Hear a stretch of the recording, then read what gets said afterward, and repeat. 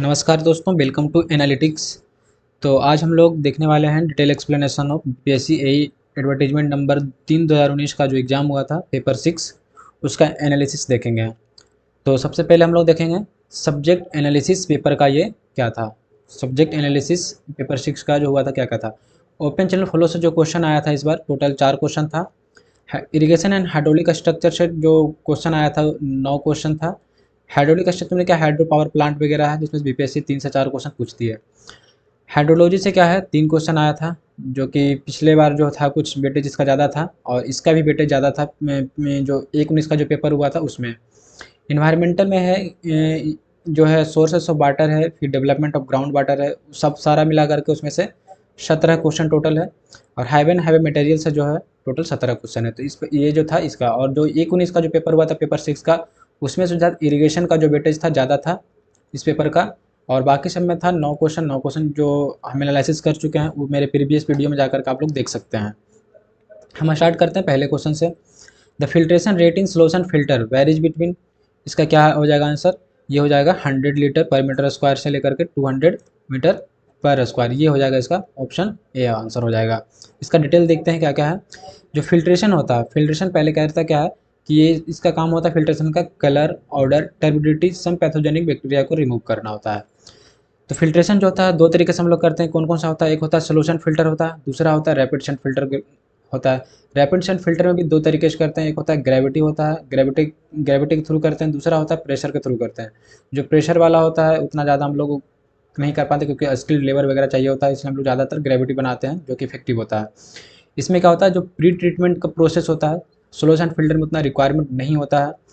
और बट इसमें क्या है कि रैपिड फिल्टर करने से पहले कोगुलेशन, फ्लोकुलेशन, टेस्ट सेडिमेंटेशन का रिक्वायरमेंट होता है, क्योंकि इसमें हम लोग को क्या करना पड़ता है, जो प्रोसेस होता है थोड़ा फास्ट करना पड़ता है, जिसके कारण हम लोग को कोगुलेशन, फ्लोकुलेशन, सेडिमेंटेशन जो ये पहले हम लोग को कर लिया होना होता है।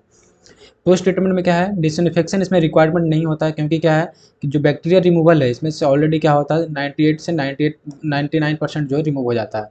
इसमें क्या होता है कि 80 to 90% ही जो है बैक्टीरिया का जो है रिमूवल होता है, इसलिए इसमें डिसइंफेक्शन का जो प्रोसेस है बाद में हम इसको फॉलो करते हैं। कलर वगैरह क्या होता है इसमें लेस इफिशिएंट होता है, ये होता है वेरी इफिशिएंट होता है। फिर है क्लीनिंग पीरियड है, ये सब देख लीजिए लिखा हुआ सारा इसमें। और फिर क्या है quantity of water, rate of filtration जो इसमें क्या है 100 से 200 लीटर है पर मीटर स्क्वायर पर आवर पर मीटर स्क्वायर है। इसमें क्या है कि 3000 से लेकर के 6000 लीटर पर मीटर स्क्वायर का है। अगर इसको एमएलडी में कन्वर्ट करेंगे तो हो जाएगा 24 से लेकर के 48 एमएलडी पर हेक्टेयर हो जाएगा, million litre per day per hectare. और इसका क्या हो जाएगा 720 से लेकर के 1440 तक हो जाएगा million litre per day per hectare. Rapid sand filter का जो फिल्ट्रेशन रेट होता है वो होता है 30 times of S S F होता है, मतलब कि सोल्यूशन फिल्टर का 30 टाइम्स होता है। अगर ये एक याद है 100 से 200 सीधे इसमें 30 से मल्टीप्लाई कीजिए तो हो जाएगा रैपिड सेंट फिल्टर का हो जाएगा रेट ऑफ फिल्ट्रेशन वगैरह हो जाएगा। और बाकी सारे इसमें डेटा गिवन आप देख सकते हैं। क्वेश्चन टू दूसरा देखते हैं। The maximum filter head in solution filter is equal to, जो मैक्सिमम फिल्टर हेड होता है इन सोल्यूशन फिल्टर में कितना हो जाएगा, ऑप्शन डी इसका हो जाएगा 65% से लेकर के 85% हो जाएगा। और टोटल फिल्टर मीडिया थिकनेस का होता है, पूछ रहा है किसका, टोटल फिल्टर हेड पूछ रहा है, मैक्सिमम फिल्टर हेड पूछ रहा है किसका, is equal to filter media thickness का पूछ रहा है। तो आइए देखते हैं इसका डिटेल में। The difference in water level in the filter basin and the outlet chamber is filter head. Filter head क्या होता है, जो फिल्टर जो सोल्यूशन फिल्टर जो हो रहा है, सोल्यूशन फिल्टर में जो फिल्टर हो रहा है, यहाँ पे जो वाटर है यहाँ तक सपोज कि सैंड वगैरह फिलअप है, तो इसमें जो वाटर जो ऊपर जो जमा हुआ है जो फिल्टर के लिए उसमें लाया गया है, और फिर जो चैम्बर में वाटर यहाँ पे लाया जा रहा है, चैम्बर वाटर जो फिल्टर्ड होकर के वाटर यहाँ पे आ रहा है, तो दोनों के लेवल का बीच का जो है अगर ये क्लॉगिंग वगैरह होना स्टार्ट हो जाएगा तो उसमें से जो वाटर डिफरेंस कितना होगा का रखना है वो चीज़। For solution filter it works up to 75 centimetre. तो यहाँ के बाद क्या है कि अगर 75 मीटर्स तक अगर है, अगर क्या है कि 75 मीटर्स तक अगर ये चीज़ अगर वाटर का यहाँ पे हेड बन रहा है, यहाँ से लेकर यहाँ तक अगर 75 मीटर तक का हेड बन रहा है, तो हम लोग फिर क्या करते हैं क्लीनिंग वगैरह के लिए रिक्वायरमेंट के लिए भेजते हैं। तो टोटल जो फिल्टर मीडिया थिकनेस होता है, मतलब कि ऊपर का कुछ जो पार्ट होता है ये होता है फाइन पार्टिकल का होता है, नीचे होता है बेस मटेरियल जो कि कोर्सर पार्टिकल होता है। तो जो कोर्सर पार्टिकल हो जाएगा वो हो जाएगा 30 से 75, और ऊपर का जो पार्टिकल हो जाएगा 90 से लेकर के 110 सेंटीमीटर जिसको बोलते हैं फिल्टर मीडिया थिकनेस बोला जाता है। तो इसमें क्या होता है, जो इनिशियल लॉसेस होता है, जो फिल्टर हेड जो जनरेट होगा क्लॉगिंग के कारण, इनिशियल जो हो जाएगा 0.1 मीटर हो जाएगा, और जब ये 0.8 मीटर से लेकर के 1.2 मीटर जो हो जाएगा तो हम लोग क्लीनिंग का रिक्वायरमेंट इसमें होगा। सिमिलरली इसमें रैपिड सैंड फिल्टर में वही प्रोसेस होता है, ऊपर का जो पोर्शन है फाइन पार्टिकल होता है, फिर इसमें थोड़ा ज़्यादा होता है, दोनों में इक्विवेलेंट होता है क्योंकि इसमें फिल्ट्रेशन रेट हमें ज़्यादा रखना पड़ता है इसके कारण। तो जो कि क्या होता है, ऐसे मैक्सिमम जो हम लोग काम रखते हैं, कितना का रखते हैं, 75 सेंटीमीटर ही रखते हैं, जो कि यहाँ पे आ जाता है 80 सेंटीमीटर से लेकर के 120 सेंटीमीटर तक का मैक्सिमम लिमिट है ये चीज़। तो हम लोग इतना पे क्या करते हैं, क्लीनिंग कर देते हैं, जो कि होता है 65% से लेकर के 85% इसका होता है thickness of filter media head का होता है। तो ऑप्शन डी उसका सही आंसर हो जाएगा। नेक्स्ट देखते हैं, 5 day BOD is carried out eight a temperature of. 5 day BOD जो होता है कैरिड आउट किस पे किया, कितना पे किया जाता है डिग्री टेम्परेचर पे, वो होता है 20 डिग्री सेंटीग्रेड पे किया जाता है। ये हो जाएगा इसका सही आंसर हो जाएगा 20 डिग्री सेंटीग्रेड। तो BOD of water during 5 day at 20 degree centigrade is generally taken as the standard demand and is about 68% of the total demand. जो 5 डे BOD होता है 20 डिग्री सेंटीग्रेड पर, वो होता है 68% होता है टोटल डिमांड का। और जब हम लोग 10 डे BOD कैलकुलेट करते हैं तो वो होता है 90% होता है टोटल डिमांड का। तो ये चीज़, तो इसका हो जाएगा ऑप्शन बी आंसर। नेक्स्ट देखते हैं क्वेश्चन 4। क्वेश्चन 4 है, the minimum level of dissolve oxygen, minimum level of dissolve oxygen for the required for survival of fish के लिए कितना होता है, ये होता है 4 मिलीग्राम पर लीटर होता है रिवर वगैरह में। तो इसका हो जाएगा ऑप्शन बी हो जाएगा सीधे। नेक्स्ट क्वेश्चन देखते हैं, the average depth of trickling filter is, जो ट्रिकलिंग फिल्टर या हो वो जो होता है, तो ये जो होता है सीवेज का सेकेंडरी ट्रीटमेंट प्लांट होता है। तो डेप्थ ऑफ ट्रिकलिंग फिल्टर जो होता है वेरीज करता है बिटवीन 1 से 3 मीटर के बीच में वेरीज करता है। It is use to giving secondary treatment to sewage. First treatment हो गया, उसके पहले जो भी ग्रिड चैम्बर वगैरह लगा करके जब हम लोग आते हैं, इसका जो बायोलॉजिकल मैटर होता है उसको जब रिमूव करवाना होता है तो हम लोग ट्रिकलिंग फिल्टर का यूज करते हैं। इसको बोलते हैं ऑल्सो क्या बोलते हैं, परकोलेटिंग फिल्टर बोलते हैं और स्प्रिंकलिंग फिल्टर बोलते हैं। इसमें क्या होता है कि इस टाइप का कुछ कंस्ट्रक्शन होता है, इसका इसका कुछ इस टाइप का कंस्ट्रक्शन होता है, और यहाँ पे रोटेटिंग आर्म होता है एक कुछ हाइट पे यहाँ से लगा होता है, और ये मूव करता है चारों साइड, जो सीवेज वाटर होता है इसके थ्रू आता है पाइप थ्रू, और ये ग्रेवल मीडिया होता है। ग्रेवल मीडिया के पड़ने के बाद फिर ये चीज़ क्या होता है कि वाटर इसके थ्रू फिल्टर होता है, जो बायोलॉजिकल मैटर होता है वो इस पर आकर के अटैच होता जाता है इस पार्टिकल कोर्सर पार्टिकल पे। तो इसका जो एवरेज हाइट होता है ये होता है 1 से 3 मीटर का होता है, डेप्थ जो होता है टेक्निक फिल्टर का, सॉरी हाइट नहीं डेप्थ। तो नेक्स्ट देखते हैं अब, in drinking water the minimum level of residual chlorine should be. तो ड्रिंकिंग वाटर का जब हम लोग जब ट्रीटमेंट करते हैं तो फाइनल जो रेसिडुअल हम लोग जो क्लोरिनेशन करते हैं तो उसमें से ये रखा जाता है रेसिडुअल जो होता है, ताकि बाद में ऐसा कोई दिक्कत ज़्यादा ना हो, इसके लिए मतलब कोई इन्फेक्शन ज़्यादा ना हो वाटर में, इसके लिए हम लोग क्या करते हैं 0.2 मिलीग्राम पर लीटर को हम लोग इतना रेसिडुअल बना करके रखते हैं, लास्ट में रखते हैं। इसे चेक करने के लिए क्या किया जाता है, ऑर्थोटोलाइडिन टेस्ट होता है, DPD टेस्ट होता है, फिर क्लोरोटेक्स टेस्ट होता है और स्टार्च आयोडाइड टेस्ट होता है, जो रेसिडुअल क्लोरीन जो होता है उसको टेस्ट करने के लिए कितना है, 0.2 है या उससे ज़्यादा, अगर ज़्यादा होगा तो हम लोग कम कर देंगे डोसेज क्लोरीन का, अगर अगर इतना आ रहा है तो हम लोग क्लोरीन का डोसेज मेरा सही है, और इसके अकॉर्डिंग हम लोग क्या करते हैं क्लोरीन का डोसेज भी निकालते हैं। तो इसका जो आंसर हो जाएगा 0.2 ppm या मिलीग्राम पर लीटर दोनों सेम ही है।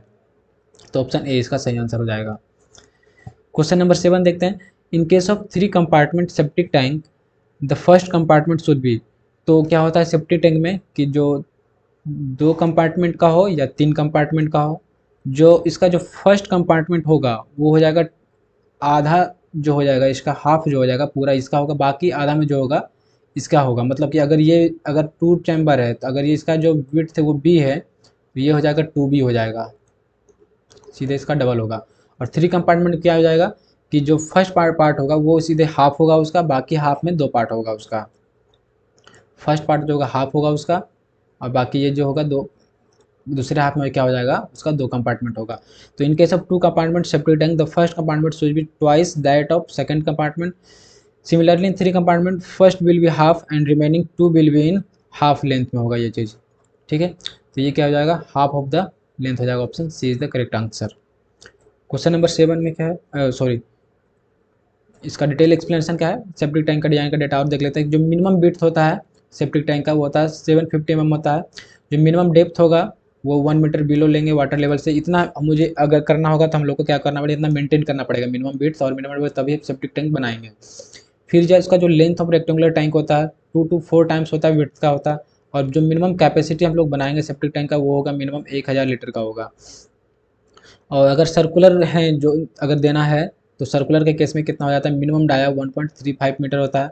डिटेंशन टाइम जो होता है इसका 24 से लेकर के 48 आवर होता है। फ्री बोर्ड जो होता है अगर मिनिमम इसमें 300 mm हम लोग फ्री बोर्ड प्रोवाइड करते हैं। जो वॉल थिकनेस होता है, एक बार बीपीएससी पिछली बार पूछ चुका है कि वॉल थिकनेस कितना होता है ब्रिक मेशनरी का इसका। तो जब हम लोग ब्रिक मेशनरी लगाएंगे सेप्टिक टैंक में तो मिनिमम थिकनेस जो होगा 200 mm होगा। अगर स्टोन मैशनरी का काम कर रहे हैं तो हो जाएगा 370 mm का होगा। जो प्लास्टर का थिकनेस होता है इसका इनसाइड में तो होता है मिनिमम 12 mm का प्लास्टर का थिकनेस होगा। और सीमेंट मोटार जो प्लास्टर में यूज करेंगे वो हो जाता है 1:3 का। तो ये है जहाँ सेप्टिक टैंक का डेटा रहा सारा। नेक्स्ट देखते हैं, क्वेश्चन नंबर 8 है length of septic tank should be. अभी हम लोग यहाँ पर डिस्कस किए कि लेंथ ऑफ सेप्टिक टैंक कितना हो जाता है होता है रेक्टेंगुलर टैंक के केस में 2 to 4 टाइम्स होता है विड्थ का, 2 to 4 टाइम्स। यहाँ से कितना हो जाएगा 2 to 3 टाइम्स विड्थ। ये option A is the correct answer, उसी रेंज में 2 to 4 के बीच में है, तो ये जाएगा सही आंसर इसका। नेक्स्ट देखते हैं, Imhoff cone is use to measure. Imhoff cone जो होता है quantity of set level solid को मेजर करने के लिए यूज किया जाता है। इमहॉफ कोन ये क्या होता है, कोनिकल ग्लास होता है, इस टाइप से कोनिकल एक ग्लास होता है, और ये 50 ml तक का इसमें क्या होता है किया हुआ होता है, ग्रेजुएशन किया होता है। टोटल ये लिमिट होता है इसका 1000 ml का होता है, मतलब 1 लीटर का होता है। Capacity of 1 litre graduated up to 50 ml तक का होता है। And sewage is allowed to stand in this cone for a period of 2 hours के लिए इसको अलाउड रखा जाता है।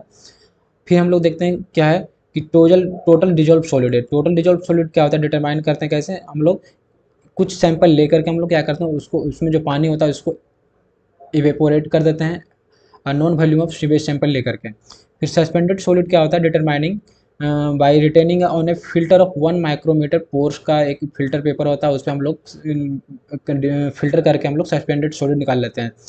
टोटल सॉलिड हम लोग को कहाँ से मिल जाएगा, जो सैंपल लिए उसको इवोपरेट करके हम लोग को मिल जाएगा टोटल सॉलिड हो जाएगा वहाँ से। और सस्पेंडेड सॉलिड जो होगा वाटर के कहाँ से मिल जाएगा, इस फिल्टर पे हम लोग को 1 माइक्रोमीटर पोर्स के फिल्टर पेपर पे हम लोग जब उसको करें सस्पेंडेड सॉलिड मिल जाएगा। बचा कौन सा, डिजॉल्व सॉलिड बच गया।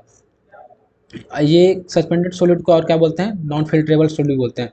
तो difference of total dissolve solid and suspended solid is the dissolve solid plus का कोलाइडल सॉलिड बोलते हैं। तो टोटल डिजॉल्व सॉलिड में से अगर जब हम सस्पेंडेड सॉलिड को माइनस कर देंगे तो क्या बच जाएगा, डिजॉल्व सॉलिड बच जाएगा। डिजॉल्व सॉलिड जो कि इनविजिबल होता है, और क्या हो जाएगा प्लस का कोलाइडल सॉलिड इसको बोलते हैं। टर्बिडिटी जो बच गया क्या है, क्वांटिटी ऑफ टर्बिडिटी क्या, टर्बिडिटी मेजर करने के लिए जो करते हैं हम लोग टर्बिडिटी रेट से करते हैं या फिर टर्बिडी मीटर से करते हैं, ये चीज़ का। तो 4 हो गया। तो इमफ कौन के लिए किस is use to measure the quantity of set level solid, option B correct answer इसका हो जाएगा। बाकी डिजॉल्व सॉलिड को करने के लिए अलग तरीका है, सस्पेंडेड को भी अलग से करते हैं, टर्बिडिटी को भी अलग मेथड उसका है। नेक्स्ट देखते हैं, क्वेश्चन नंबर 10 में क्या, मास curve of rainfall of A storm is plot of. जो मास कर्व होता है रेनफॉल का, जो प्रिसिपिटेशन हम लोग जो फ्लड या कुछ भी का डेटा निकाल जब करते हैं प्रिसिपिटेशन का या डेटा निकालते हैं तो क्या होता है, एक्यूमुलेटेड प्रिसिपिटेशन होता है। एक्यूमुलेटेड या प्रिसिपिटेशन बोलें या रेनफॉल बोलें versus time in chronological order. ये हो जाएगा, इसका ऑप्शन हो जाएगा बी, ये हो जाएगा मास कर्व मेथड है ये चीज़ें। तो इसमें क्या होता है कि हम लोग एक टाइम पीरियड को सिलेक्ट करके हम लोग, अगर हम लोग को बीच में कहीं पे निकालना है किसी पीरियड के लिए तो हम लोग इस स्लोप से हम लोग निकाल सकते हैं, इस स्लोप से निकाल सकते हैं। ये होता है किसी फिक्स टाइम के लिए, जैसे फर्स्ट स्टॉर्म का हम लोग देख ली कितने दिन का है, 3 दिन का है। फिर 3 दिन के बाद से कुछ स्टार्ट हो रहा है, दूसरा स्टॉर्म हो रहा है तो हम लोग दूसरा स्टॉर्म का ग्राफ बनाया। इसमें जैसे एक्यूमुलेटेड प्रिसिपिटेशन का हम लोग करते हैं। फिर होता है जो प्रेजेंटेशन ऑफ रेनफॉल डेटा, जो हम लोग रेनफॉल डेटा जो निकालते हैं किस तरह कैसे कैसे निकालते हैं, मास कर्व ऑफ रेनफॉल मेथड से निकालते हैं, हाइड्रोग्राफ से निकालते हैं, पॉइंट ऑन रेनफॉल से निकालते हैं और मूविंग एवरेज मेथड से निकालते हैं। तो mass of curve of rainfall देख लिया। हाइड्रोग्राफ क्या होता है, इंस्टेंट जो टाइम होता है उसके अकॉर्डिंग हम लोग ग्राफ को बनाते हैं, और ये बार चार्ट के फॉर्म में ये इसको रिप्रेजेंट किया जाता है। वो होता है कर्व के फॉर्म में होता है और ये होता है बार चार्ट के फॉर्म में। तो ये क्या होता है, hydrograph is a plot of intensity of rainfall against time interval, intensity of rainfall against time interval. The hydrograph is derived from the mass curve and is usually represented as a bar chart. ये होता है bar chart. इसमें ये होता है कि 1 घंटे 2 घंटे 3 घंटे 4 घंटे 5 घंटे 6 घंटे इस तरह से हम लोग उस टाइम को इंटरवल को बांट करके हम लोग निकाल सकते हैं इसका हाइड्रोग्राफ से। The area under the hydrograph represents total precipitation received in this period. जो एरिया होगा इस हाइड्रोग्राफ के अंदर ये बताएगा कि कितना प्रेसिपिटेशन इस पीरियड में रिसीव हुआ है। सपोज हमें अगर निकालना है कि इस 8 घंटे के पीरियड में कितना निकला, तो ये इतना हो जाएगा प्रेसिपिटेशन। अगर नेक्स्ट नेक्स्ट 8 घंटे में कितना हुआ, तो ये हो जाएगा। तो time interval use depends on the purpose. कितने हम लोग को वो चीज़ डिपेंड करेगा कि हम किस पर्पस के लिए उसको डिज़ाइन कर रहे हैं, किस पर्पस के लिए हम लोग डेटा निकालना चाह रहे हैं। फिर इसी तरह से पॉइंट रेनफॉल है। पॉइंट रेनफॉल क्या होता है कि वीकली, डेली, ईयरली, मंथली, ये इससे हम लोग निकाल सकते हैं। फिर नेक्स्ट है मूविंग एवरेज है।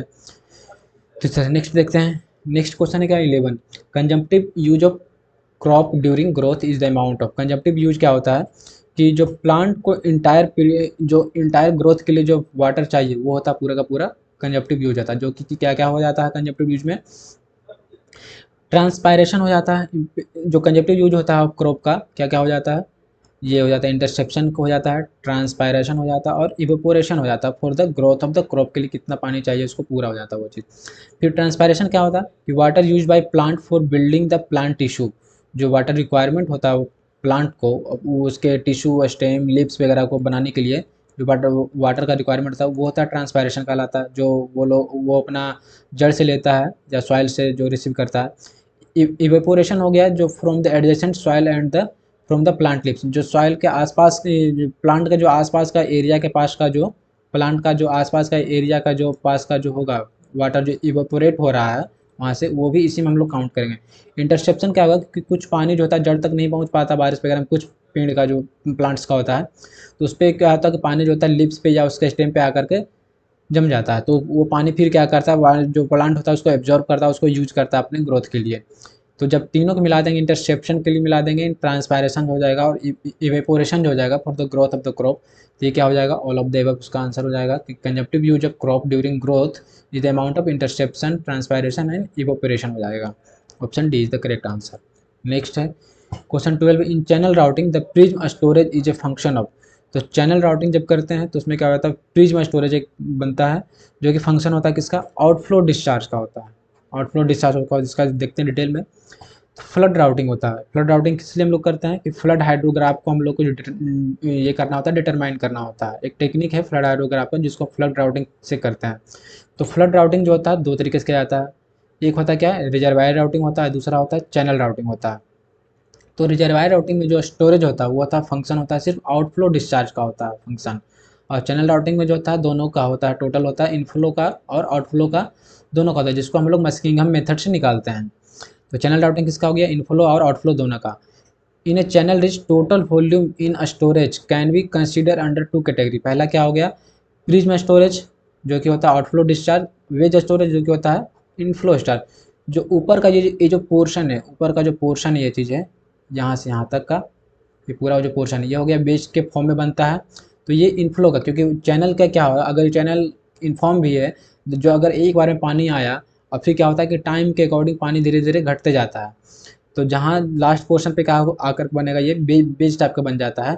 तो नीचे का जो पोर्शन कुछ तो कांस्टेंट रहेगा, नीचे का पोर्शन तो कांस्टेंट रहेगा, तो ये हो जाएगा प्रिज्म टाइप का फॉर्म होता है, यहाँ ऊपर में होता है बेज टाइप का फॉर्मेशन होता है। तो ऊपर का जो बेज वाला पार्ट होगा ये इनफ्लो जो वाटर होगा उस पर डिपेंड करेगा कि पानी एक्स्ट्रा कितना आ रहा है और कितना कितना दूर तक टाइम के अकॉर्डिंग कितने दूर तक वो जा रहा है। प्रिज्म स्टोरेज में वाटर जो होगा लगभग कांस्टेंट होगा, वो होता है आउटफ्लो डिस्चार्ज होगा। अब ये डिपेंड करेगा कि आउटफ्लो कितना हो रहा है पानी मेरा यहाँ से पानी कितना निकल जा रहा है, या ज़्यादा निकल रहा है इससे या कम निकल रहा है, वो फिर आउटफ्लो पर डिपेंड करेगा। तो ये हो जाएगा कितना प्रिज्म स्टोरेज जो हो जाएगा आउटफ्लो का हो जाएगा फंक्शन, और वेज स्टोरेज जो हो जाएगा इनफ्लो का हो जाएगा फंक्शन। तो फ्लड राउटिंग हम लोग देख लीजिए क्या होता है, रिजर्वायर राउटिंग से करते हैं, चैनल राउटिंग से करते हैं। तो रिजर्वायर राउटिंग और जो चैनल राउटिंग है ये होता है हाइड्रोलॉजिक मेथड होता है, या फिर एक होता है हाइड्रोलिक मेथड भी होता है। तो उसको डिटेल में ज़्यादा यहाँ पे नहीं देखेंगे। क्वेश्चन नंबर 13 क्या है कि इफ एफ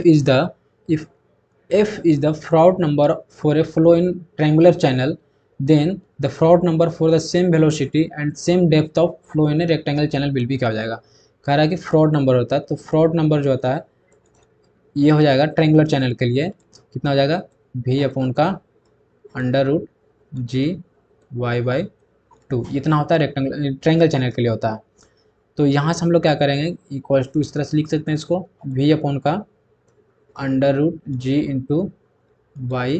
और इंटू 1/12। हाफ को क्या करेंगे यहाँ से ऊपर भेज देंगे, क्या हो जाएगा यहाँ पे अंडर रूट हो जाएगा ये चीज़।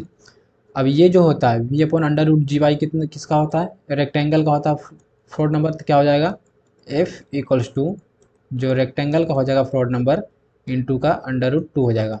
अब क्या पूछ रहा है कि for the same velocity and same depth of flow in a rectangle channel will B कितना हो जाएगा फ्लोट नंबर रेक्टेंगल चैनल का, तो रेक्टेंगल चैनल का जो फ्लोट नंबर इधर ला के क्या हो जाएगा ये चीज़ अंडर रूट हो जाएगा, डिवाइड हो जाएगा यहाँ से अंडर रूट डिवाइड हो जाएगा।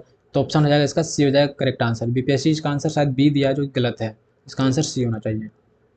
क्वेश्चन 14 देखते हैं। The shape of laces regime channel जो होता है, जो लेसिस जो एज्यूम किया था या अपना जो डेरिवेशन जो अपना डिराइव करके दिया था वो था कंसिडर जो किया था irrigation channel achieves semi elliptical shape that entire wetted perimeter of channel contributes to the development of silt supporting it is. इसमें क्या था इसका 3 डिग्री ऑफ फ्रीडम था, पूरा मोबाइल बाउंड्री फ्लो था इसका, जो बेड स्लोप साइड स्लोप और पूरा वेटेड पेरीमीटर सारा इसका फंक्शन में था। तो ये क्या अचीव किया था इसका सेमी इलिप्टिकल, तो इसका ऑप्शन हो जाएगा C, option C is the correct answer. 15 का the upper regime of mobile boundary flow. Upper regime of mobile boundary flow क्या होता है इसको देखते हैं, फिगर से देखते हैं। इसका हो जाएगा जो बेड फॉर्मेशन होता है, तो क्या है कि upper regime of mobile boundary flow, mobile boundary flow मतलब कि जो फ्लो हो रहा है वो काफ़ी तेज़ी से हो रहा है या स्लो हो रहा है, उस पर फॉर्मेशन जो होता है बेड का किस तरह से होता है, वो चीज़ का फॉर्मेशन किस तरह से होता है देखते हैं। तो बेड फॉर्मेशन अगर फ्लो ज़्यादा वेलोसिटी पे डिपेंड करता है कि इसका बेड फॉर्मेशन कैसा होगा। तो देखते हैं अगर वेलोसिटी जो है अगर कम है, बहुत ही कम है मतलब, तो क्या हो जाएगा कि 100 टूथ रिपल्स बनेगा इसमें अगर वेलोसिटी कम है। अगर वेलोसिटी इससे ज़्यादा है, और ये रिपल्स कब बनेगा जब 0.6 मीटर जो से अगर कम का है पार्टिकल तभी रिपल्स बनेगा, उससे ज़्यादा का तो फिर रिपल्स नहीं बनेगा। फिर क्या हो जाएगा अगर वेलोसिटी थोड़ा सा इससे बढ़ेगा तो क्या बन जाएगा ड्यून्स के साथ में, ये हल्का सा इसका स्मूथ हो जाएगा कर्व यहाँ पे, और ये ड्यून्स बनेगा विथ रिपल के साथ में बनेगा ड्यून्स।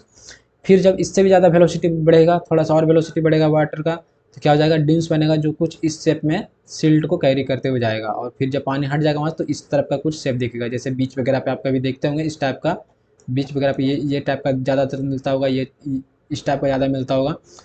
फिर जब वेलोसिटी और कुछ ज़्यादा इससे बढ़ता है, जब वेलोसिटी यहाँ से और जब वेलोसिटी बढ़ा तो हो जाता है क्या कितना इसका फ्लैट सरफेस हो जाता है, इस टाइप से फिर हो जाता है, तो कुछ नहीं दिखता है। उसके बाद जब और वेलोसिटी बढ़ता है, इससे भी ज़्यादा वेलोसिटी जब बढ़ता है फ्लैट सरफेस से, तो कुछ अंडुलेशन इस टाइप से आता है, sand waves with surface waves के साथ में इस टाइप से होता है। जब वेलोसिटी बहुत ही ज़्यादा हो जाता है तब ये कुछ फॉर्मेशन ये होता है जो कि होता है सुपर क्रिटिकल फ्लो होता है। तो कुछ ये बहुत ही रेयर केस में बनता है, रिवर और स्ट्रीम में इसे होता है, बहुत रेयर केस बनता है, ज़्यादातर यही सब बनता है, ये बनता है। तो जो सबसे लास्ट केस हो गया अपर रिज्यूम जो हो गया, ये हो गया एंटी ड्यून्स का हो गया, तो ये हो गया यहाँ पे ऑप्शन हो जाएगा एंटी ड्यून्स जाएगा ऑप्शन डी। क्वेश्चन नंबर 16 है according to Bligh creep theory percolating water flow along.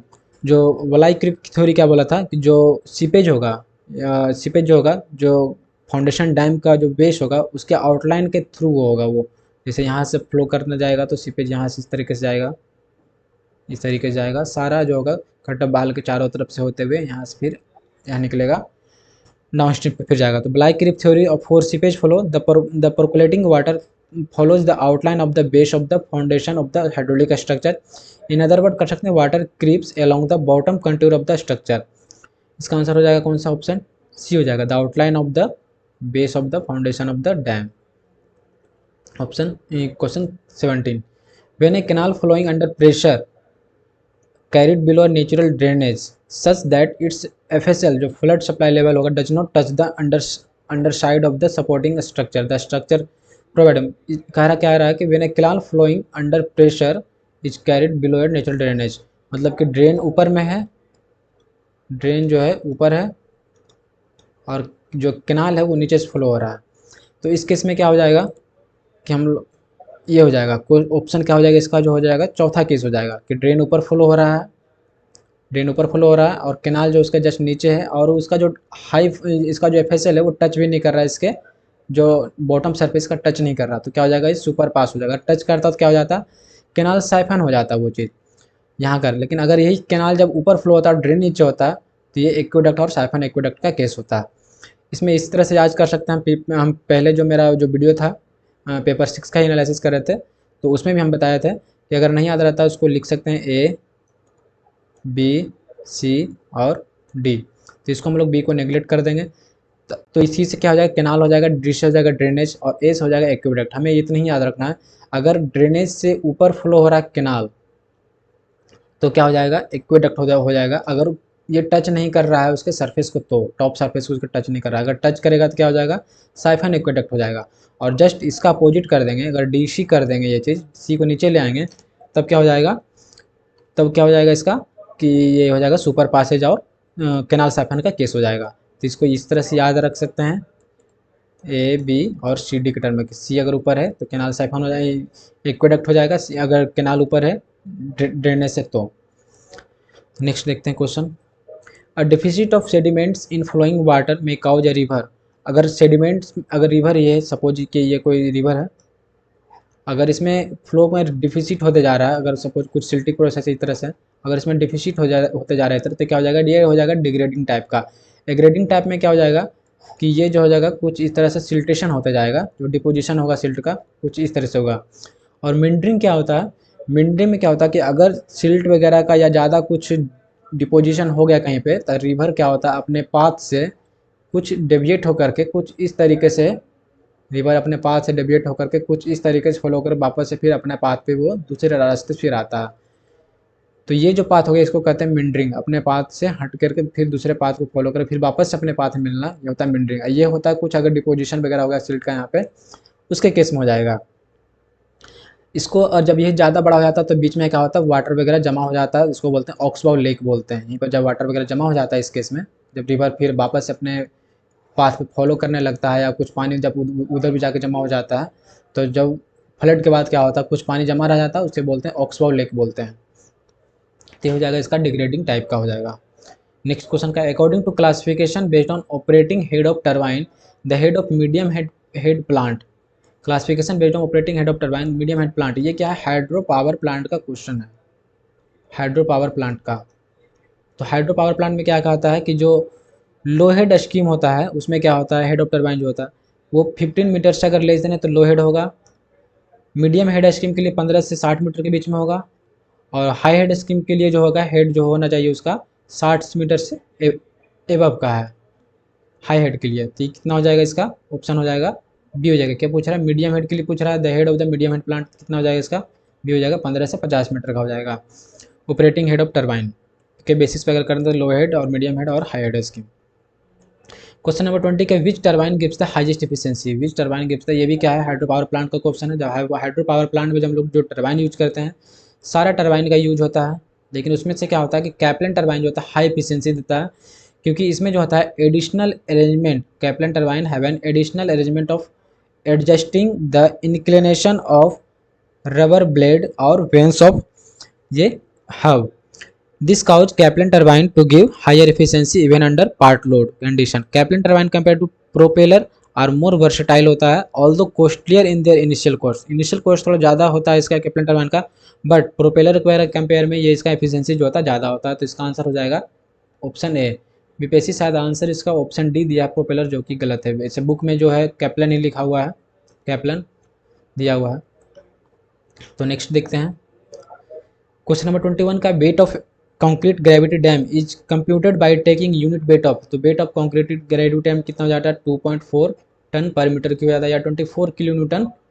Kilo Newton के टर्म में देखेंगे तो 24 किलो न्यूटन पर मीटर क्यूब होता है, इतना होता है। या फिर इसका हो जाएगा 2.4 टन पर मीटर क्यूब में, ऑप्शन बी। 22 क्या है, flood plain mapping. Flood plain mapping जो होता है is which type of flood control measures. तो जो फ्लड कंट्रोल मेजर्स होता है, फ्लड कंट्रोल मेजर्स जो होता है वो होता है स्ट्रक्चरल मेजर्स होता है और नॉन स्ट्रक्चरल मेजर। तो फ्लड कंट्रोल मेजर्स क्या है कि फ्लड को हम लोग किस तरह से रोक सकते हैं, या उसको हम लोग किस तरह से मेंटेन कर सकते हैं अगर फ्लड ज़्यादा आता हो। तो इस केस में तो उसको हम लोग दो तरीके से करते हैं, एक होता है स्ट्रक्चरल मेथड होता है, दूसरा होता है नॉन स्ट्रक्चरल मेथड होता है। स्ट्रक्चरल मेथड में क्या है कि स्टोरेज एंड डिटेंशन रिजर्वायर करके कर सकते हैं। पहले हम लोग क्या करेंगे, स्टोरेज बना सकते हैं, कहीं डिटेंशन रिजर्वायर बना दिए, फिर फ्लड वे बना दिए ताकि हम उसको रास्ते को डेविएट कर सकें हम, या उसको मेंटेन कर सकें, रिवर के जो वे है उसको मेंटेन कर सकें फ्लड वे को। फिर वाटर शेड मैनेजमेंट कर सकते हैं, लिफ्ट्स एंड फ्लड इम्बैंकमेंट बना करके चैनल इंप्रूवमेंट करके कर सकते हैं।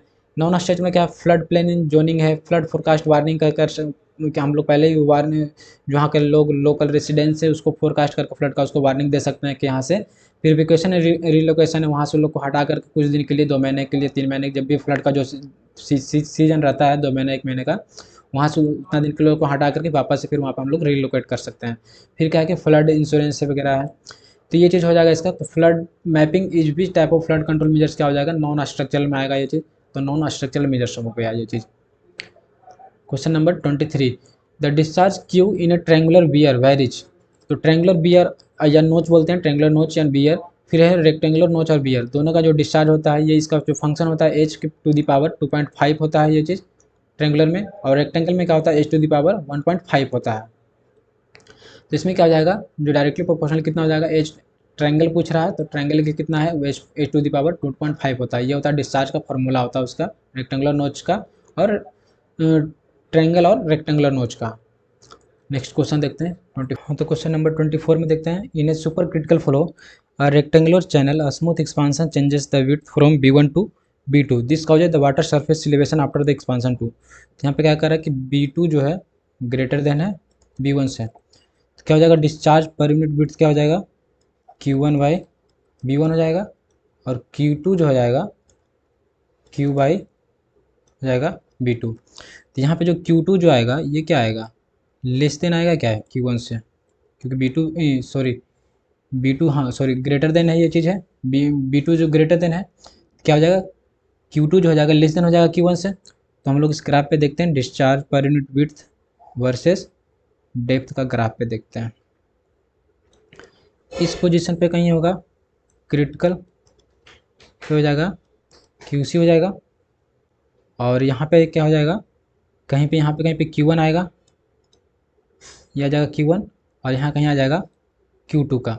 तो Q2 क्या है, लेस देन इससे है Q1 से, तो इसका जो आएगा और ये जो आएगा Q1 हो जाएगा ये चीज़, और ये हो जाएगा Q2। इसका डेप्थ कहीं यहाँ पे आएगा Q1 का बाई 1 आ जाएगा ये चीज़, और यहाँ पे क्या आ जाएगा, ये आ जाएगा बाई 2। ये क्या कौन सा रीजन होता है यहाँ के बाद, ये रीजन हो जाता है सब क्रिटिकल का, और ये जो रीजन हो जाता है सुपर क्रिटिकल का, सुपर क्रिटिकल का रीजन हो जाएगा। तो सुपर क्रिटिकल के केस में क्या हो रहा है, जब बिट्स का एक्सपांसन कर रहे हैं तो क्या हो रहा है, Q1 से क्या हो रहा है, Q2 जब कम हो रहा है तो Y1 से Y2 क्या हो रहा है, डिक्रीज कर रहा है। तो यहाँ पे हो जाएगा ऑप्शन बी डिक्रीज।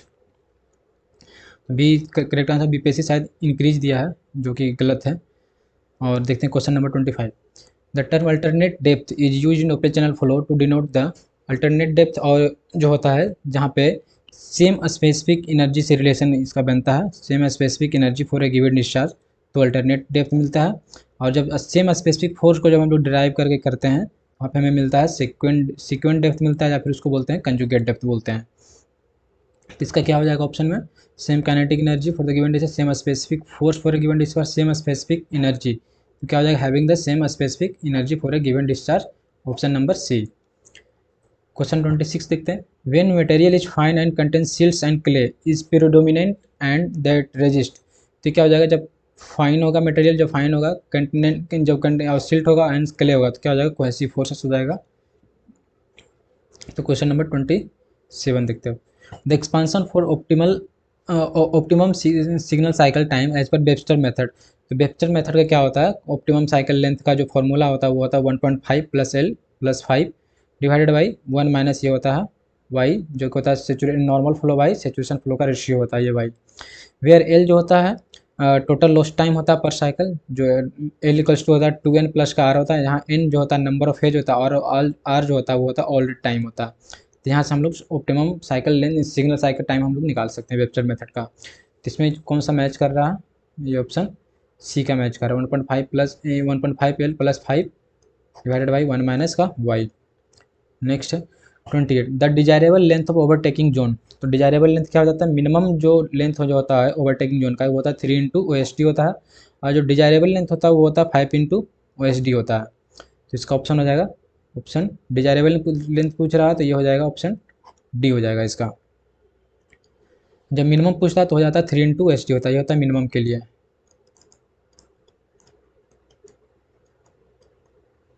मिनिमम के लिए हो जाएगा ये चीज़, ठीक है। 29 नंबर क्वेश्चन का था maximum value of grade compensation for R equals to radius equal to दिया हुआ 75 मीटर दिया हुआ है। तो कॉम्पेंसेटेड ग्रेडियंट क्या होता है, रूलिंग ग्रेडियंट माइनस का ग्रेड कॉम्पेंसेशन। हमें क्या पूछ रहा है यहाँ पे, सिर्फ ग्रेड कॉम्पेंसेशन पूछ रहा है। तो ग्रेड कॉम्पेंसेशन जो होता है इस पर IRC क्या होता है, 30 plus R divided by R. जब हम 30 में प्लस आर करेंगे प्लस 75 और 75 तो आएगा वही 1.4% आ रहा है। लेकिन इसका क्या है, मैक्सिमम लिमिट है ग्रेड कॉम्पेंसेशन का कि इससे ज़्यादा नहीं कर सकता। वो होता है 75 बाई आर होता है। जब 75 बाई यहाँ पे आर लिखाता है ये चीज़, जब 75 बाई आर हो करेंगे तो 75 डिवाइड बाई 75 तो ये आ जाएगा 1%। तो इससे ज़्यादा नहीं होना चाहिए 1% से ज़्यादा। तो यहाँ पे क्या आ रहा है, करेक्ट कॉम्पेंसेशन इस फॉर्मूला यहाँ से आ रहा है 1.4%। जब चेक करेंगे 1% तो ये इसका जो आंसर हो जाएगा 1% हो जाएगा, ऑप्शन बी। तो किससे ज़्यादा ग्रेड कॉम्पेंसेशन नहीं होना चाहिए क्योंकि लिमिट है, मैक्सिमम लिमिट है दिया हुआ IRC के थ्रू। तो हो जाएगा ऑप्शन बी इसका। 30 नंबर क्वेश्चन क्या है, the ideal shape of transition curve. Ideal shape जो होता है ट्रांजिशन कर्व का वो हो जाएगा ऑप्शन डी, स्पायरल कर्व हो जाएगा। क्योंकि स्पायरल कर्व क्या होता है, इसमें जो रेट ऑफ चेंज ऑफ जो सेंट्रीफ्यूगल एक्सीलरेशन होगा वो इन्फॉर्म होता है through out the length of curve. बाकी क्यूबिक फॉर्मूला फॉर्मूला वाला में through out the length rate of change of centrifugal acceleration जो होता है वो इन्फॉर्म नहीं होता है। तो और इसमें क्या होता है, स्पायरल कर्व में radius is inversely proportional to length होता है, इन्वर्सली प्रोपोर्शनल टू लेंथ। तो ऑप्शन डी इसका सही आंसर हो जाएगा। क्वेश्चन नंबर 31 है, determine headway between the vehicle if the traffic volume is observe as 2000 vehicle per hour. तो हेडवे क्या होता है, HT होता है, इक्वल्स टू कितना हो जाएगा ये 3600 डिवाइडेड बाई क्यू हो जाएगा। चीज़ क्यू की याद कितना दिया हुआ है, क्यू इक्वल टू 2000 दिया हुआ व्हीकल पर आवर। यहाँ से हम लोग कर देंगे 3600 डिवाइडेड बाई 2000 कितना हो जाएगा 1.8 सेकेंड। ये हो जाएगा ऑप्शन ए आंसर हो जाएगा इसका। यहाँ पे मिनिमम टाइम हेडवे होता है ST को 36 डिवाइडेड बाई क्यू होता है, तो यहाँ से 1.8 सेकेंड सॉरी 32 हो जाएगा। Speed limit signage is installed eight. Speed limit signage जो होता है हम लोग कहाँ पे इंस्टॉल करते हैं, ये होता है 85th परसेंटाइल स्पीड पे। इसका देखते हैं डिटेल एक्सप्लेनेशन में। जो 15th परसेंटाइल स्पीड होता है ये होता है लोअर स्पीड लिमिट होता है। इट मीन्स यहाँ पे क्या है कि 85% जो व्हीकल होगा इस स्पीड से ज़्यादा स्पीड से चल रहा होगा। तो क्या करेगा, जो 15% के अंदर जो लोअर स्पीड हम लोग लगाने के लिए जो अगर इस स्पीड से जो कम चल रहा होगा 15%, ये क्या करेगा, डिले करेगा या कंजेशन वहाँ क्रिएट करेगा। तो हम लोग क्या करते हैं वहाँ पे ओवरटेकिंग जोन वगैरह प्रोवाइड कर देते हैं ताकि जो स्पीड जो हायर स्पीड व्हीकल होगा वहाँ से क्रॉस कर सके ओवरटेक कर करके। 85th परसेंटाइल जो सेफ लिमिट होता है, सेफ स्पीड लिमिट होता है और स्पीड लिमिट से regulation sign is to be installed here. इसका मतलब ये क्या कि इस स्पीड से 15% ही व्हीकल जो होगा वो एक्सीड कर रहा होगा, वो अपने स्पीड को एक्सीड कर रहा होगा। बट यहाँ पे जब एक है 98th परसेंटाइल स्पीड, ये होता है डिजाइन स्पीड, जिस डिजाइन पे देखा जाता है कि इतना स्पीड पे जो है गाड़ी और सब चल सकता है। तो हो जाएगा इसका डिजाइन स्पीड रोडवे का वो चीज़। और एक होता है 15th परसेंटाइल स्पीड होता है 15th, तो 50 में हो जाएगा कि एवरेज जो स्पीड होगा कि ऑल गाड़ी जो लगभग सारा गाड़ी 50% जो गाड़ी होगा वो एवरेज पे स्पीड पे चल रहा है उतना। तो यहाँ पे क्या है, ये 98 पे या डिजाइन स्पीड का हो जाएगा, जहाँ पे क्या है कि 98% इसी स्पीड पे गाड़ी पे लगभग सब लोग चल रहा है। सिर्फ कुछ ही परसेंट जो है वो 1.4% का 2% के आसपास जो है एक्सीड करेगा। नेक्स्ट देखते हैं, विच type of marking is provided in A segment of 7 continuous line. 7 continuous line मतलब क्या होता है, जब कोई कर्व वगैरह इस टाइप का आता है हॉरिजॉन्टल कर्व या वर्टिकल कर्व, तो जब हम लोग ये कंटिन्यूअस लाइन जो उसको विजुअलिटी के लिए हम लोग देते हैं, क्या करते हैं हम लोग वार्निंग लाइन मार्किंग बनाते हैं वहाँ पे कि आगे कुछ ऑब्स्ट्रक्शन वगैरह ऐसा हो तो उसके लिए हम लोग क्या करते हैं कि 7 कंटिन्यूअस ऑब्स्ट्रक्टिंग लाइन का हम लोग एक मार्किंग करते हैं। एटलीस्ट मिनिमम 7 होना चाहिए, मिनिमम 7 का होना चाहिए चीज़। तो warning lines are broken lines and are marked on horizontal and vertical curve where the visibility is greater than minimum visibility distance. जो वहाँ पे देंगे जहाँ पे जो विजिबिलिटी जो होगा यहाँ पे आज कर्व वगैरह पे जो नॉर्मल जो विजिबिलिटी होगा जो उससे ज़्यादा होना चाहिए ताकि पूरा का पूरा विजुअल हो। या ये उसके लिए देते हैं कि आगे कोई खतरा ना हो, आगे कोई डेंजरस चीज़ ना हो, ऑब्स्ट्रक्शन ना हो आगे जा कर के, इसलिए। तो warning lines are always single and they should never be use as part of the double line installation. No overtaking zone, यहाँ पे कोई ओवरटेकिंग जोन वगैरह नहीं होगा। Head of any continuous barrier line minimum of 7 line segment of warning line shall be provided at all location. तो ये अब बाकी जो हो जाएगा इड्ज लाइन मार्किंग है, सेंटर लाइन मार्किंग है, ब्लॉक मार्किंग है, सबको देखते हैं। तो इड्ज मार्किंग जो हो जाएगा ये होता है कहाँ पे, तो बॉर्डर और edge line are intended to indicate end of the carriageway, जो कैरेज वे जो होता है रोड का जो एंड होता है वहाँ पे हम लोग इसका मार्किंग देते हैं। यहाँ पे साइड में जो होता है वो 150 mm इधर से होता है, तो 150 mm फ्रॉम द इड से दिया जाता है वो चीज़। सेंटर लाइन मार्किंग क्या है, the centre line should be used only on single carriage way road पे, जो सिंगल लेन होता है उस पर, ताकि जो कि उसमें क्या होता है दोनों तरफ से गाड़ी वगैरह आता है उस पर बीच में हम लोग क्या करते हैं सेंटर लाइन मार्किंग कर देते हैं। To separate the opposite stream of traffic and facility their movement. फिर ब्लॉक मार्किंग में क्या आ जाता है, जेब्रा क्रॉसिंग आ जाता है फॉर पेडेस्ट्रियन के लिए, ट्रायंगुलर एंड चेकर्ड मार्किंग होता है फॉर स्पीड ब्रेकर के लिए, and give way symbol which are painted in block और carriageway are classified under block marking. ये हो गया block marking, centre marking, edge marking, और ये हो गया आपका वार्निंग लाइन मार्किंग। तो बीच ऑफ मार्किंग करते हैं हम लोग, वार्निंग लाइन मार्किंग हम लोग करते हैं 7 continuous line, segment of 7 continuous line में वार्निंग लाइन मार्किंग होता है। इसका जो IRC कोड है वो है 35 IRC 35 2015 code of practice for road marking के लिए। नेक्स्ट है, what is the value of standard load at 2.5 mm and 5 mm penetration in CBR test. तो CBR टेस्ट जब हम करते हैं तो उसमें जो हम लोग पहला जो करते हैं 2.5 mm पेनिट्रेशन के लिए करते हैं, दूसरा करते हैं 5 mm पेनिट्रेशन के लिए करते हैं। तो उसमें जब 2.5 mm के पेनिट्रेशन पर जब करते हैं तो ये स्टैंडर्ड लोड 1370 kg का लगाते हैं, और जब 5 mm पे करते हैं तो ये करते हैं 2055 kg का लगाते हैं। इतना करते हैं ये चीज़। इसमें जो लोडिंग का पैटर्न होता है वो होता है 1.25 mm पर मिनट होता है, लोडिंग पैटर्न होता है। ये क्या करते हैं, सबग्रेड के स्ट्रेंथ का इवेलुएशन करते हैं through penetration in the subgrade material. हम लोग पेनिट्रेशन टेस्ट, ये CBR क्या होता है, एक पेनिट्रेशन टेस्ट होता है जिससे हम लोग क्या करते हैं, क्या इवेलुएट करते हैं, सबग्रेड का स्ट्रेंथ इवेलुएट करते हैं। ये हो जाएगा कौन सा 1370 एंड 2000, ये 55 हो जाएगा 2.5 mm 5 mm पेनिट्रेशन को चेक करने के लिए। नेक्स्ट क्या है, strength of material define as, strength of material जो हो जाएगा define as resistance to deformation, क्योंकि ये तो फिर मटेरियल का टेस्टिंग होता है, इम्पैक्ट ये भी होता है, एब्रेशन मटेरियल का टेस्टिंग होता है, एब्जॉर्प्शन वाटर एब्जॉर्प्शन के लिए होता है, डिफॉर्मेशन के ये हो जाएगा resistance to deformation. Option C हो जाएगा इसका आंसर। 36 में क्या, the loading applied in aggregate crushing value tests. जो एग्रीगेट क्रशिंग वैल्यू का जब हम लोग टेस्टिंग करते हैं तो उसमें जो लोडिंग रेट होता है किस तरह से अप्लाई करते हैं, तो उसमें जो हम लोग लोडिंग अप्लाई करते हैं 40 tons at the rate of 4 tons per minute. Means कि हम लोग 40 टन को क्या करते हैं लोड लगाते हैं, 10 मिनट तक लोड लगाते हैं, 10 मिनट का ये जो लोड लगेगा 4 टन लगेगा 4 टन लगेगा पर मिनट करके लगेगा, तो हो जाएगा टोटल 40। तो IS 2386 पार्ट 4 1963 में क्लाउज 2.2 ई में लिखा हुआ है, apply load at uniform rate of 4 tons per minute up to 40 ton in 10 minute. 10 minute में उसको पूरा करना है, तो हो जाएगा इसका ऑप्शन बी।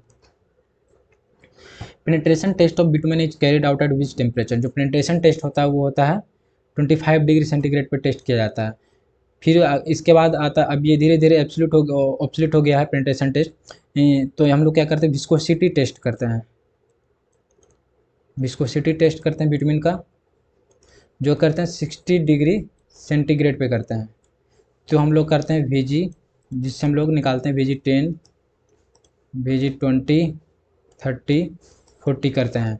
ये जो इंडिया में अब जो चल रहा है अभी ये भी टेस्टिंग करते हैं 20, पर ये क्या होता है कि एवरेज टेम्परेचर जो होता है कहीं इससे बहुत ही ज़्यादा होता है, एनुअल एवरेज टेम्परेचर जो होता है पेमेंट का उससे ज़्यादा होता है, या डेली टेम्परेचर जो होता है एवरेज मंथली वगैरह, तो वो इससे ज़्यादा होता है, कहीं कहीं का 40 डिग्री चला जाता है टेम्परेचर। तो अगर हम इस टेस्टिंग पे अगर हम लोग करके करेंगे तो हमारा रोड भी फेल हो जाएगा। तो इसके लिए हम लोग क्या किए हैं, अब जो चल रहा है विस्कोसिटी टेस्ट करके चलता है, जो कि होता है 60 डिग्री टेम्परेचर पर, 60 डिग्री सेंटीग्रेड टेम्परेचर पर होता है, जो हम लोग करते हैं VG 10, 20, 30 और 40 जो करते हैं यूज करते हैं।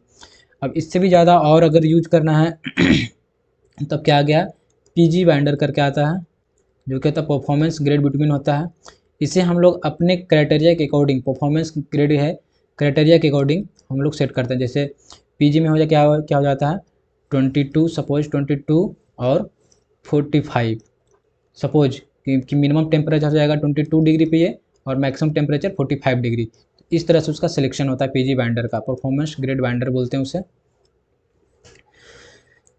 तो नेक्स्ट देखते हैं अब, 38 क्या है, there are 5 vehicle observe at a section of highway, all vehicles are moving with a speed of 80 kilometre per hour respectively, determine the space mean speed.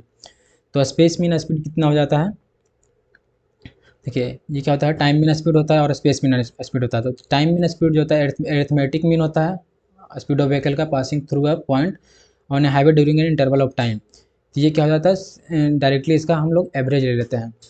फिर स्पेस मीन स्पीड में क्या हो जाता है, हार्मोनिक मीन होता है। तो इसमें हम लोग क्या करते हैं, जैसे अगर कोई नंबर फ्रीक्वेंसी दिया हुआ है, सपोज कि एक व्हीकल है, पहला व्हीकल जा रहा है, दूसरा व्हीकल जा रहा है, तीसरा व्हीकल जा रहा है, तो उससे इसका हो जाएगा 1 plus next vehicle 1 plus 1 plus फिर क्या करेंगे, पहला व्हीकल का जो हो जाएगा उसका स्पीड वो v हो जाएगा v1, फिर प्लस का 1/v2 हो जाएगा, फिर प्लस का 1/v3 हो जाएगा, इस तरह से। तो ये हो जाएगा n फ्रीक्वेंसी को, वहाँ पे अगर फ्रीक्वेंसी है कि इतना इतना बार में ये व्हीकल जा रहा तो वहाँ पे मल्टीप्लाई हो जाएगा।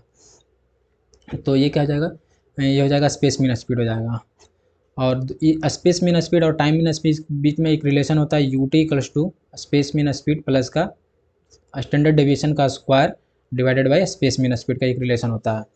और यहाँ पे ये चीज़ हो जाएगा, टाइम मीन स्पीड का ये हो जाएगा, स्पेस मीन स्पीड का ये हो जाएगा। तो हम लोग देखते हैं क्या है, 80 किलोमीटर पर आवर दिया हुआ, ऑल व्हीकल और कितना दे दिया, 5 व्हीकल दे दिया मूव कर रहा। तो क्या हो जाएगा 1 प्लस 1 प्लस ये हो जाएगा 1 प्लस का 1 प्लस का 1, 5 व्हीकल हो गया, डिवाइडेड बाई 1/80 प्लस का 1/80 प्लस का 1/80 प्लस का, जब हम लोग उसको कैलकुलेट करेंगे तो 80 चला जाएगा ऊपर, इंटू हो जाएगा 5 डिवाइडेड बाई कितना हो जाएगा 5 हो जाएगा। तो 5 से 5 गया equals to 80 kilometre per hour बचेगा, ऑप्शन बी है इसका आंसर। इसको देख लीजिएगा, ये इंपॉर्टेंट है, टाइम मीन स्पीड यहाँ हो जाएगा, ये हो जाएगा स्पेस मीन स्पीड हो जाएगा। स्पेस मीन यहाँ पे फीट पर सेकंड दिया हुआ, कोई दिक्कत उसे मीटर पर सेकंड में रख लीजिए, इसको किलोमीटर पर आवर में रख लीजिए। यहाँ से हो जाएगा ये टाइम मीन स्पीड और स्पेस मीन स्पीड बीच में रिलेशन। क्वेश्चन नंबर 39 का, determine the plasticity index if the liquid limit and plastic limit is 40 and 20%। तो ये जी है, आईपी क्या हो जाएगा, प्लास्टिसिटी इंडेक्स इक्वल टू क्या हो जाएगा, लिक्विड लिमिट माइनस का प्लास्टिक लिमिट हो जाएगा। तो 40 माइनस का हो जाएगा 20, कितना हो जाएगा 20%, ऑप्शन बी। 40 नंबर क्या है, determine the space mean speed if the observe time mean speed is 60 kilometre per our and standard deviation is observe time mean speed इतना। मीन्स कि सिग्मा दिया हुआ है आपका कितना 8.06 दिया हुआ, टाइम मीन स्पीड दे दिया है 65। तो हम लोग अभी रिलेशन क्या पढ़े थे, ये वाला एक रिलेशन पढ़े थे ये नीचे का, time mean speed equals to US plus का सिग्मा स्क्वायर डिवाइड बाई ये लगाना है। तो क्या हो जाएगा यहाँ से U T time mean speed equals to का space mean speed divided by sigma का स्क्वायर डिवाइडेड बाई यूएस हो जाएगा।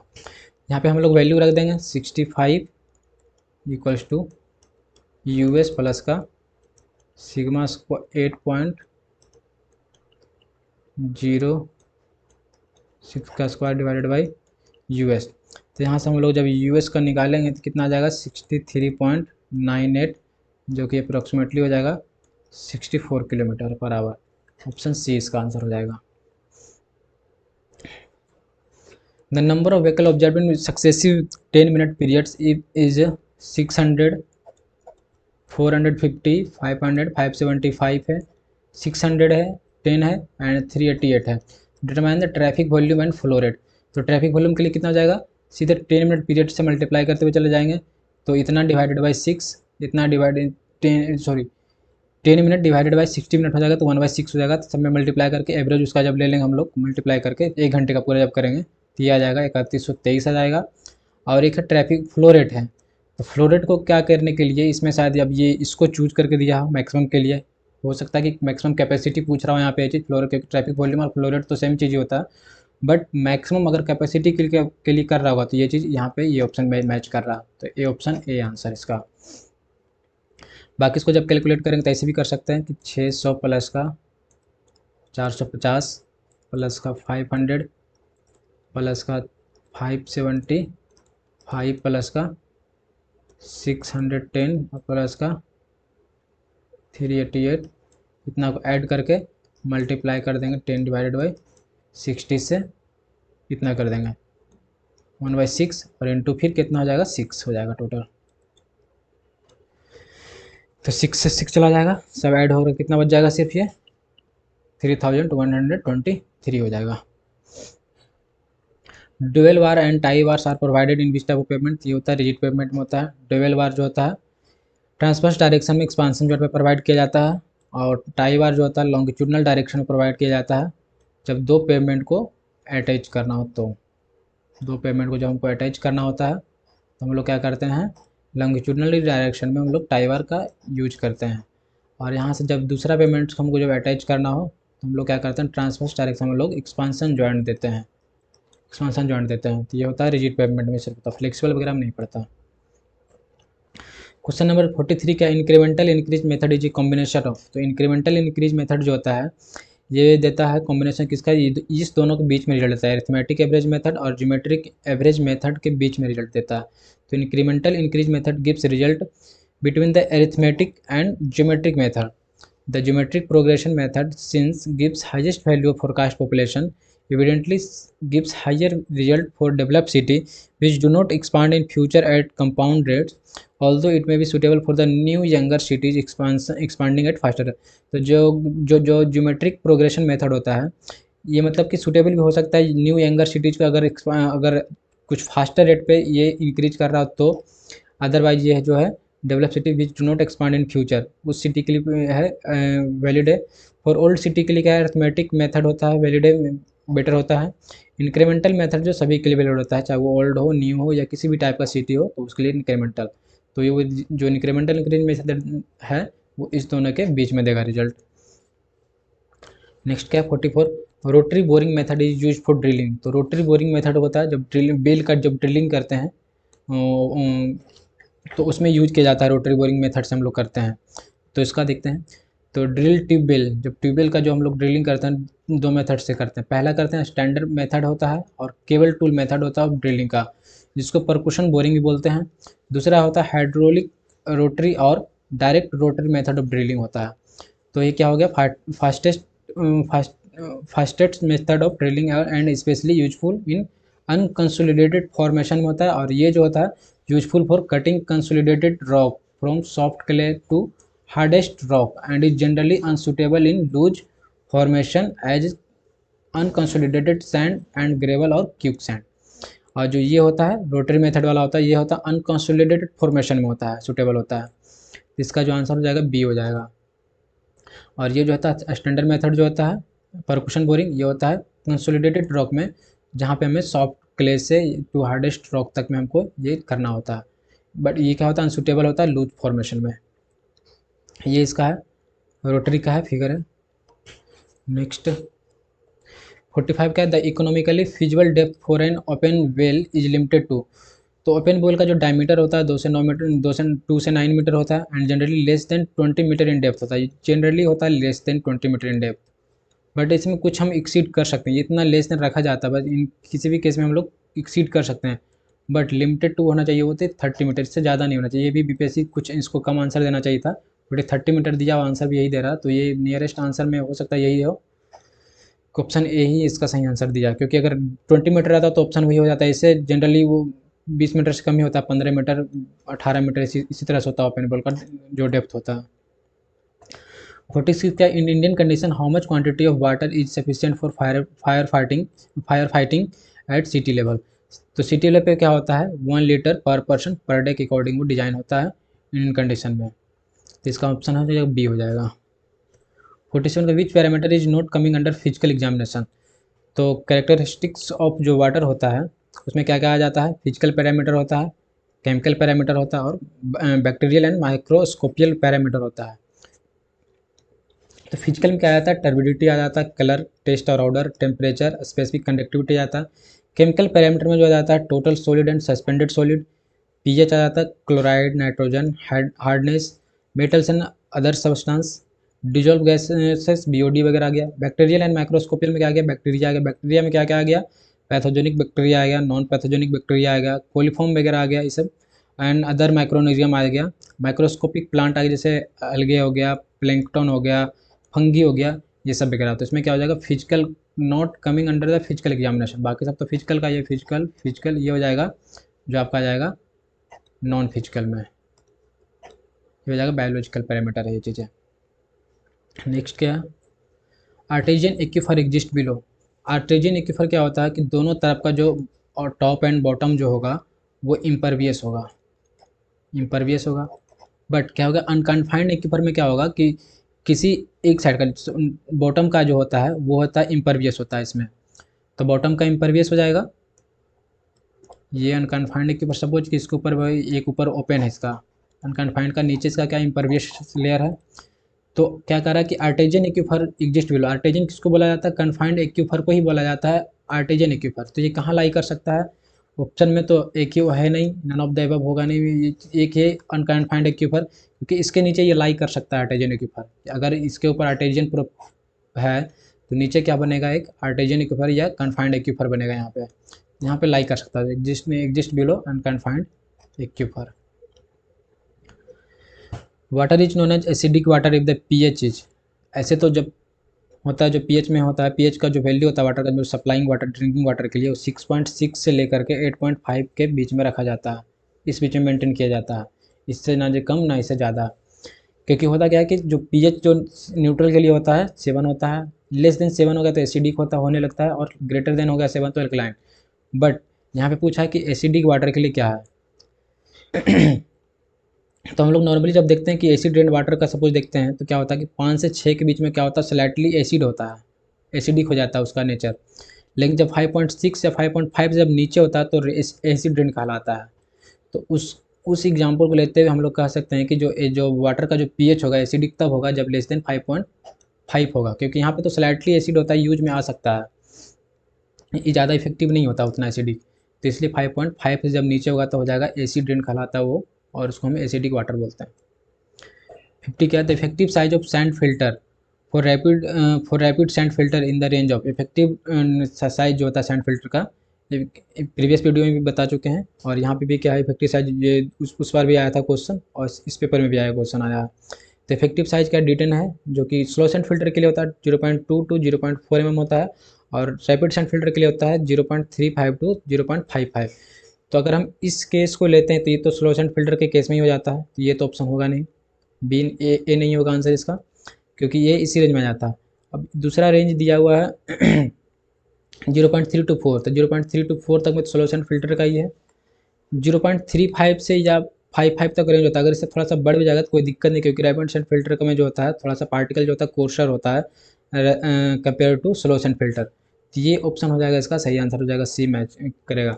अगर थोड़ा सा ज़्यादा भी हो गया तो इसमें कोई याद है, क्योंकि इसका फिल्ट्रेशन रेट हमें हाई रखना होता है, इसके लिए हम क्या करते हैं पार्टिकल का जो इफेक्टिव साइज होता है थोड़ा सा बड़ा रखते हैं as compare to solution filter. इसका हो जाएगा ऑप्शन सी। Thank you.